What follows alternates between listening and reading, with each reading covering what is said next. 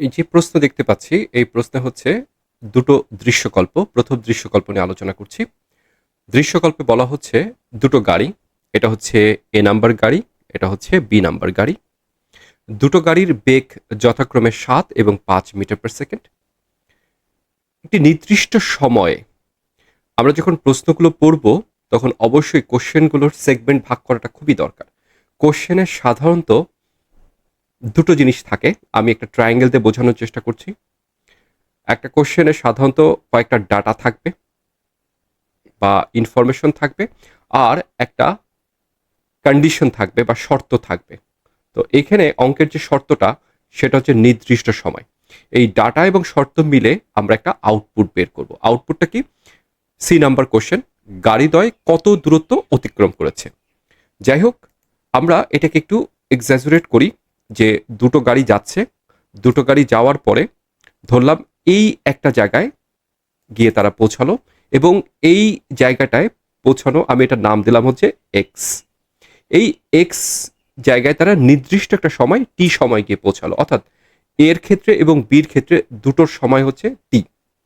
এবং যখন তারা যাত্রা শুরু করলো ৭ এবং ৫ মিটার পার সেকেন্ড বেগে, তাদের ত্বরণ যথাক্রমে ৪ এবং ৫ মিটার পার সেকেন্ড হলো। তাহলে এটা হচ্ছে এ বস্তু, এটা হচ্ছে বি বস্তু, এবং তারা টি সময় গিয়ে উপস্থিত হলো এই এক্স পজিশনে। তাহলে আমাদের এই যে টোটাল দূরত্ব এস, সেই দূরত্বটা আমাদেরকে বের করতে হবে। এনিওয়েজ, তাহলে প্রথম ক্ষেত্রে আমরা যদি বলি এ গাড়ির ক্ষেত্রে আমাদের যে দূরত্ব, সেই দূরত্বটা হবে এরকম: S equals to U T plus half A T square. By the way, T কিন্তু সমান থাকবে। তো এটা হচ্ছে এ ওয়ান দিলাম, এটা হচ্ছে ইউ ওয়ান এবং এ ওয়ান দিলাম। বির ক্ষেত্রে কি হবে? বির ক্ষেত্রে হবে S equals to U two, T কিন্তু সমান থাকবে হাফ এটি স্কোয়ার, এখানে এ টু হবে। বাই দ্য ওয়ে, আমি যেভাবে সলভ করছি, এটা অবশ্যই পরীক্ষার খাতায় এইভাবে সলভ করবেন। আমি জাস্ট বেসিকটা দেখিয়ে দিচ্ছি যে এইভাবে করে সলভ করা উচিত, বা মেইন যে থিমটা, সেই থিমটা নিয়ে আমি আলোচনা করছি। এখন আমাদের দূরত্ব তো সমান, তাই না? তার মানে এ বস্তু এই দূরত্ব অতিক্রম করলো, বি বস্তু এই দূরত্ব অতিক্রম করলো, অর্থাৎ এস ওয়ান এস টু সমান।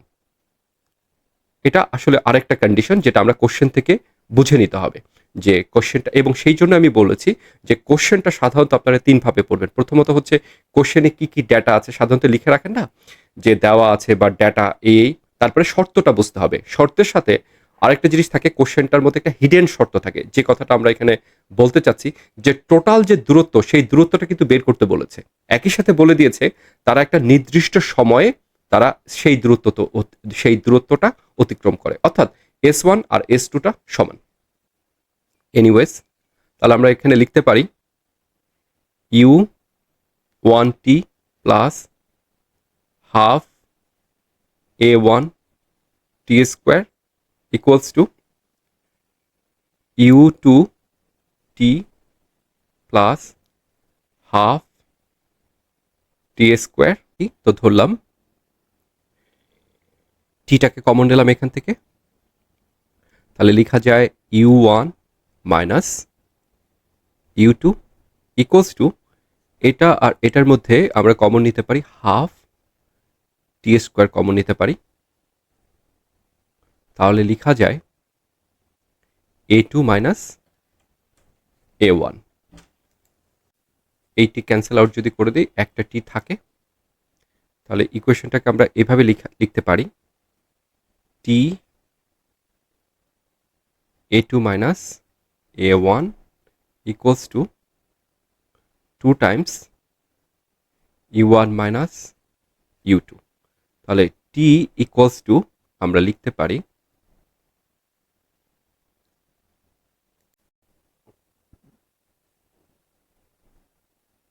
Two U one minus U two, আর এখানে লিখতে পারি A two minus A one. এখন যদি মানগুলো আমরা প্লাগ ইন করে দিই, তাহলে আমরা টি এর মান পাবো হচ্ছে তাহলে এখান থেকে আমরা পাচ্ছি হচ্ছে 4 সেকেন্ড। যদি আমরা কোশ্চেনটাকে একটু ঘুরিয়ে নিয়েছি আসলে, ঢাকা বোর্ডের অরিজিনাল যে কোশ্চেনটা ছিল সেই কোশ্চেনটা আসলে ছিল হচ্ছে 6 মিটার পার সেকেন্ড স্কোয়ার। এখানে আমরা লিখেছিলাম আসলে সত্যি কথা 6 meter per second square, but চিত্রে আমরা লিখেছিলাম হচ্ছে 5 মিটার পার সেকেন্ড স্কোয়ার। যাই হোক, ভুল যেহেতু লিখে ফেলেছিলাম তাতে কোনো সমস্যা নেই। তো যদি আমরা সেক্ষেত্রে আমরা যদি এখানে লিখতাম হচ্ছে 6 A2, আর এটা তো 4 ছিলই, তাহলে আমরা পেতাম হচ্ছে ইনস্টিড অফ 2 সেকেন্ড আমরা পেতাম হচ্ছে 2 সেকেন্ড, রাইট? আচ্ছা, টি এর মান তো আমরা পেয়ে গেলাম। টি এর মান কত পেলাম? টি এর মান পেলাম হচ্ছে 2 সেকেন্ড। তাহলে আমরা এস এর মান কত পাবো? এস এর মান পাবো হচ্ছে, যেহেতু একই দূরত্ব অতিক্রম করছে দুটো দুটো ক্ষেত্রে, এর ক্ষেত্রেও বির ক্ষেত্রেও, সেটা হচ্ছে UT plus half A T square. আপনি এস ওয়ানের ক্ষেত্রে ইউ ওয়ান আর হচ্ছে এ ওয়ান, অনুরূপভাবে এস টুর ক্ষেত্রে এ টু, ইউ টুর মান বসান, একই মান পাবেন। তো যাই হোক, আমি যে কোনো একটা মান ধরে করছি। তো প্রথম যে মানটা ছিল ইউ ওয়ানের মান, ইউ ওয়ানের মান ধরলাম হচ্ছে 7, আর টি এর মান কত? টি এর মান ধরলাম হচ্ছে 2 প্লাস হাফ এর মান কত? যেহেতু আমি ইউ ওয়ানের মান ধরেছি 7, তাহলে এ ওয়ানের মান হচ্ছে 4 আর হচ্ছে এটা হচ্ছে 2 স্কোয়ার। তাহলে আমরা এখানে কত পাচ্ছি? 14 প্লাস 2.4। তাহলে এখানে আমরা পাচ্ছি হচ্ছে 22 মিটার। দৃশ্যকল্প 2, যার জন্য আমরা ডি নম্বর প্রশ্নটি সলভ করব। দৃশ্যকল্প 2তে বলা আছে যে 700 কেজি ভরের একটা মাইক্রোবাস, তাহলে এই যে মাইক্রোবাসটা দেখতে পাচ্ছি, এই মাইক্রোবাসের ভর হচ্ছে 700 কেজি। সে মোটামুটিভাবে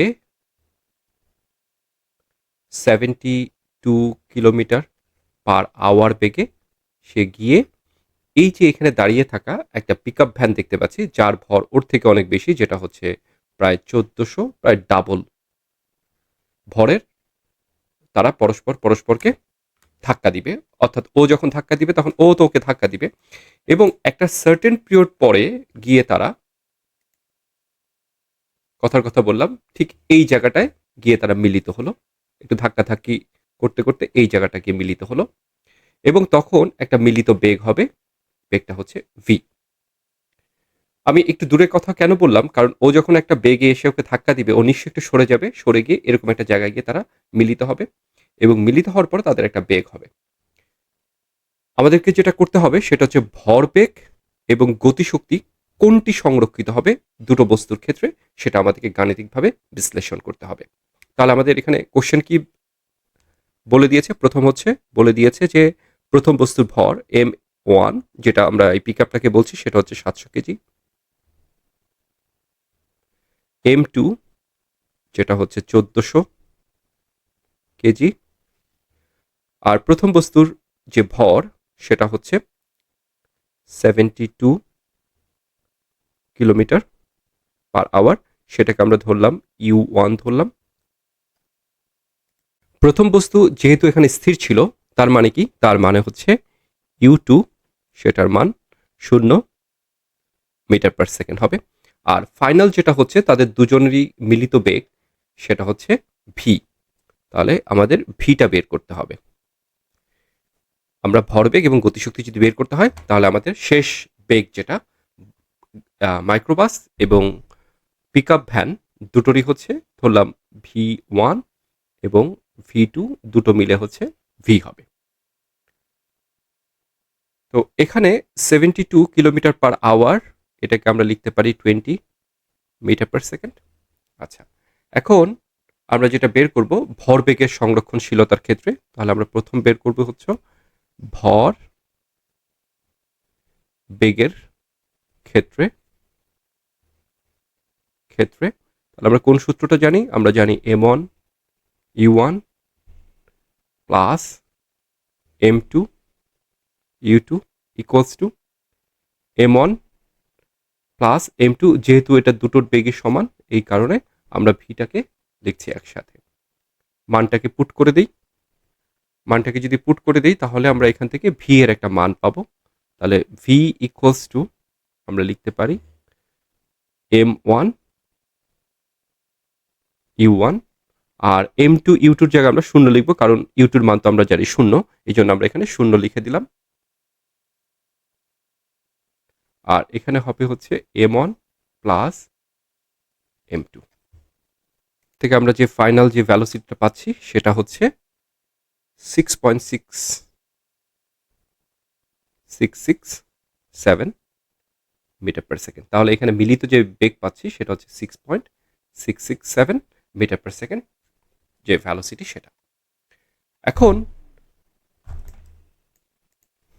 তাহলে আমরা এখন ভরবেগের ক্ষেত্রে যেটা বের করব সেটা হচ্ছে সংঘর্ষের পূর্বে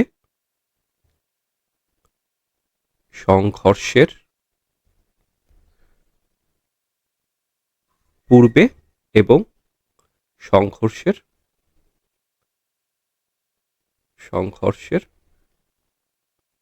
পরে। তাহলে সংঘর্ষের পূর্বে কত ছিল ভরবেগের ক্ষেত্রে? m1 u1 plus m2 u2। তাহলে এখানে যদি আমি মানটা বের করি তাহলে প্লাগ ইন করছি। m1 এর মান কত? m1 এর মান হচ্ছে 700, u1 এর মান কত? সেটা হচ্ছে 20, আর u2 এর মান যেহেতু শূন্য, এই পুরো মানটা হচ্ছে শূন্য হয়ে যাবে। তাহলে এখানে আমরা কত মান পাচ্ছি? 700 প্লাস,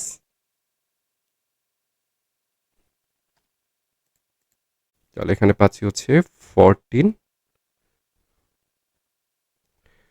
এটা অবশ্যই ভরবেগ, সুতরাং আমরা লিখবো যে কেজি মিটার পার সেকেন্ড। সংঘর্ষের পরে কত হচ্ছে?